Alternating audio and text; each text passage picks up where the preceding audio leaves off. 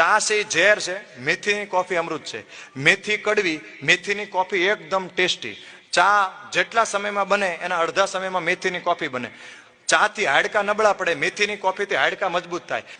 Tasty, healthy, સ્પીડમાં. કેમ બનાવવાની વિધિ શીખી લ્યો.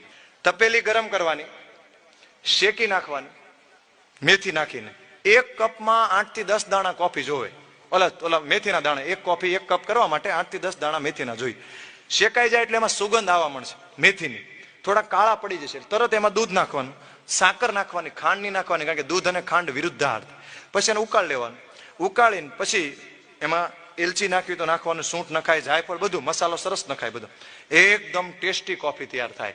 બધી જ બાજુ ફાયદો ફાયદો ફાયદો. પેલા કાલે હવારમાં જઈને એકવાર બનાવી નાખજો અને પછી ધીમે ધીમે ચાલુ કર્યું. કેટલું બધું જો, એટલા બધા લોકો આવ્યા, 3-4 હજાર લોકો, બધા લોકો સુધી મેથીની કોફી પૂછશે ક્યાં પહોંચશે લોકો સુધી.